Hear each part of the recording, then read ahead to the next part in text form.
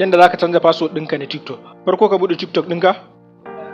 Idan TikTok ɗinka ya bude maka sai ka shiga wajen profile.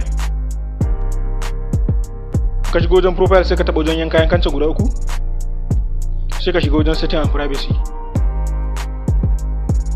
Sai ka taba nan wajen account, ba wajen security zaka shiga ba, wajen account da yake sama na farkon nan shi zaka shiga. Idan ya bude maka gashi nan za ku ga password daga nan. Akwai abin lura a nan wajen. Ina taba wajen password din nan dare za su ga da su tura min wannan OTP nawa. Za su iya tura maka shi akan WhatsApp, sannan kuma za su iya tura maka shi ta SMS message. Saboda haka tabbatar line ka yana kan wayar, sannan kuma WhatsApp da ka saita da wannan line ita ma WhatsApp din tana kan wayar. In kuma ba ta nan, kuma a wani waya wa nan bayanan naka yake, line naka ko WhatsApp ka tabbatar dai wannan wayan yana kusa. Ina taba wajen password shikenan sai riga da sun tura. Yanzu zan je da ku.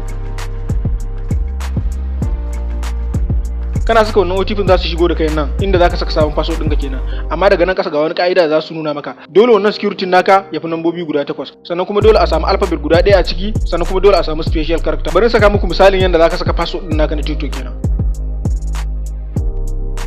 Ga yanan security ya haɗe da duk wani abubuwan da suke bukata. Special character da na amfani da yi ne hash guda 2, sannan kuma ga nambobi nan 1 2 3 zuwa 8, sannan kuma ga TikTok alphabet ne guda 6. So gaba ɗaya kuma bai kai guda 20 ba. Kana taba next kenan za ku ga hinan daga saman nan password change. So wannan shine yadda zaka canza password ɗinka na TikTok. Kar ku manta da like wannan bidiyon da subscribe inda har kun samu muhimmin karuwa.